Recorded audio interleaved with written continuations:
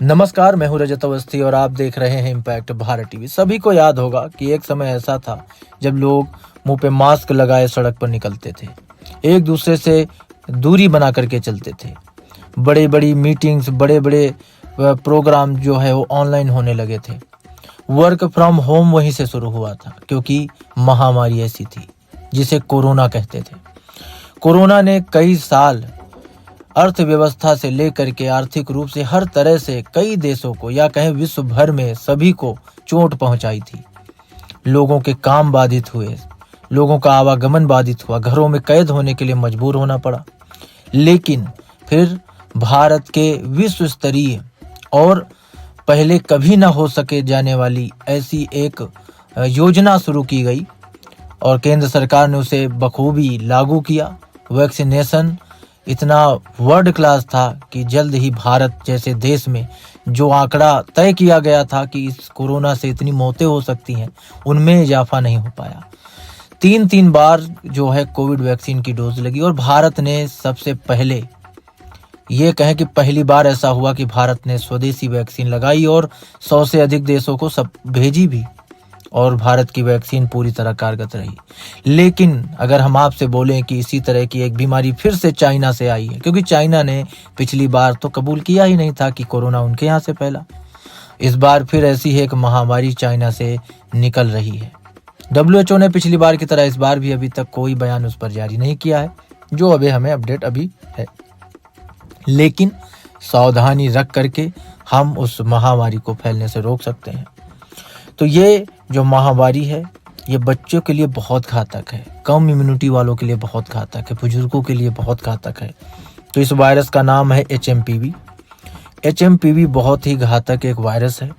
Corona जैसे चीनी virus का भारत में तीसरा केस मिला है। कर्नाटक में 8 महीने 3 महीने के 2 बच्चे संक्रमित पाए गए हैं। गुजरात में 2 महीने का बच्चा भी पॉजिटिव मिला।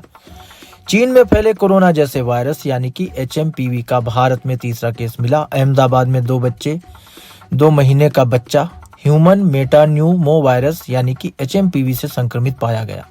इससे पहले सोमवार को ही कर्नाटक में 3 महीने की बच्ची और 8 महीने के बच्चे में यही वायरस मिला था।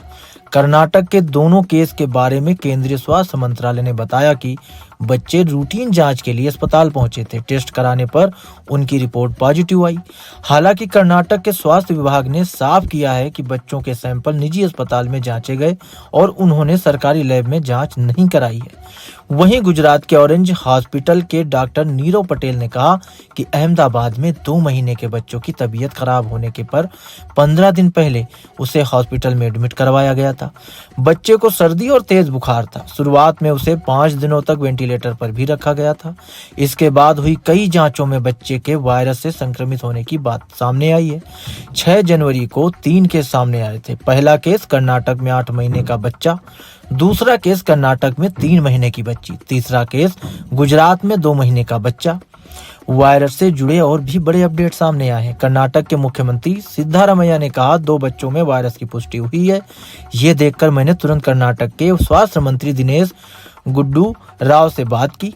सरकार इस वायरस को खत्म करने के लिए हर संभव प्रयास करेगी। कर्नाटक के स्वास्थ्य मंत्री दिनेश गुंडू राव ने कहा, ये कोई वायरस नहीं है, HMPV एक फ्लू वायरस है। घबराने की कोई जरूरत नहीं है। हम अपने पैनल के साथ बैठक कर रहे हैं। इस पर भारत सरकार और ICMR से चर्चा भी करेंगे। HMPV वायरस से संक्रमित होने पर मरीजों में सर्दी और कोविड-19 जैसे लक्षण दिखाई देते हैं। इसका सबसे ज्यादा असर छोटे बच्चों पर देखा जा रहा है।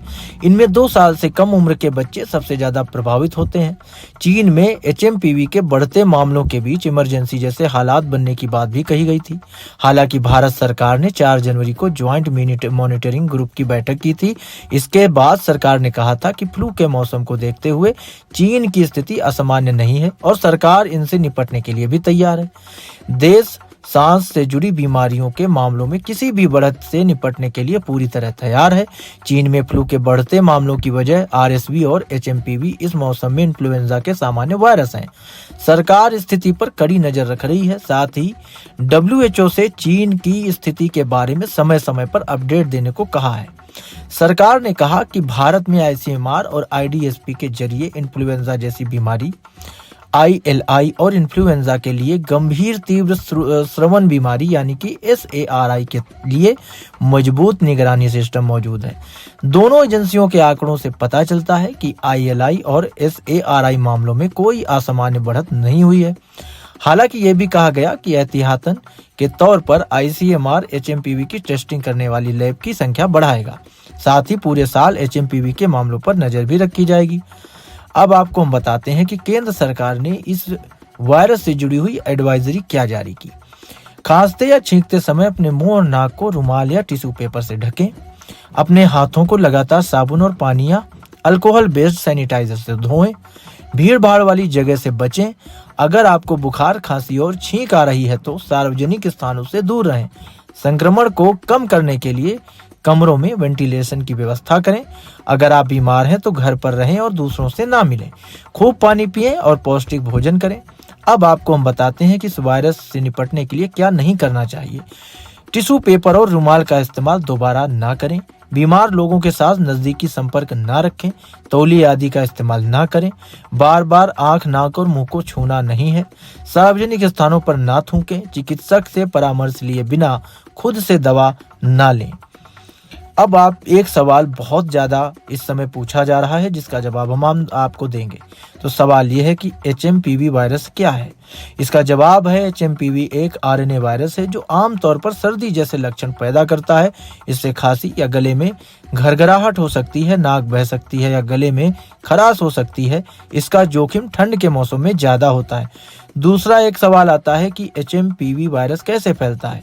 तो इसका जवाब है HMPV वायरस खांसने और छींकने से फैलता है। ये वायरस संक्रमित व्यक्ति के संपर्क में आने से फैलता है। संक्रमित व्यक्ति से हाथ मिलाने, वायरस को संक्रमित किसी वस्तु को छूने से भी यह फैल सकता है। इसके लक्षण संक्रमित होने के बाद 3 से 5 दिनों में दिखने लगते हैं। इसका सबसे कॉमन लक्षण खांसी और बुखार है।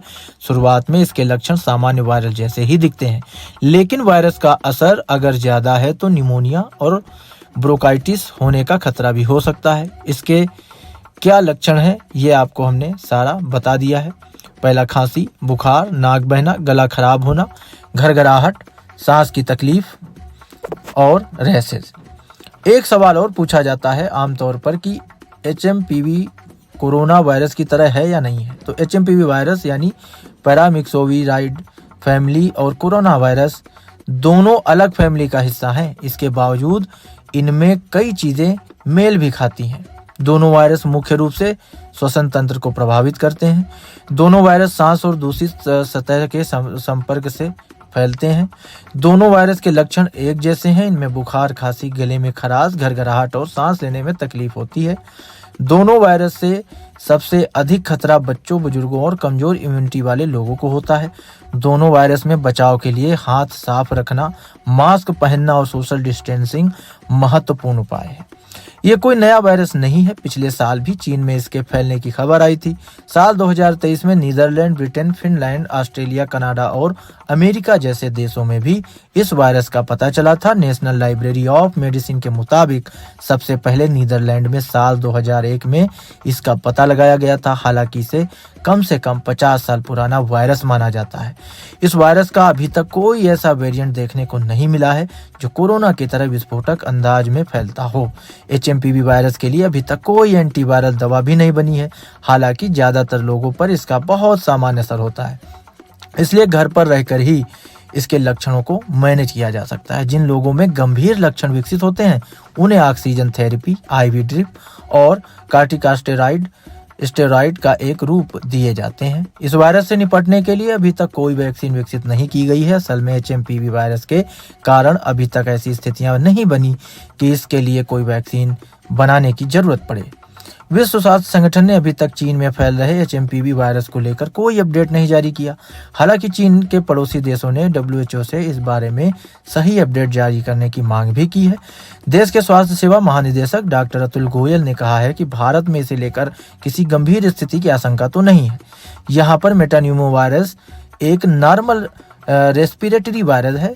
इससे जुकाम और फ्लू जैसे लक्षण देखने को मिल रहे हैं। हालांकि बुजुर्गों में और एक साल से कम उम्र के बच्चों में इसके लक्षण थोड़े गंभीर हो सकते हैं। इसके बावजूद यह कोई गंभीर बीमारी नहीं है। हमारे अस्पताल स्थिति से निपटने के लिए पूरी तरह तैयार हैं। तो ये आज की बड़ी अपडेट थी जो हमने आपको बताई है। कुल मिलाकर के पूरा एक जो थ्योरी निकल के आती है वो ये है कि ये हमारे देश में, भारत देश में अभी कोई ऐसी गंभीर स्थिति फैलाने की स्थिति में ये वायरस नहीं है। लेकिन फिर भी हम आप सभी से ये अनुरोध करते हैं कि आप सभी सावधानी रखें, क्योंकि बच्चों और बुजुर्गों में इसके गंभीर होने के थोड़ा सा चांसेस हैं। तो अगर आप लोग सावधानी रखेंगे, सैनिटाइजर का उपयोग करेंगे, तो हो सकता है कि हम लोग कभी भी उस डेंजर जोन में न जाएं जो हमने कोरोना के समय देखा था। क्योंकि सावधानी बहुत ज़रूरी है और सावधानी ही बचाव होती है।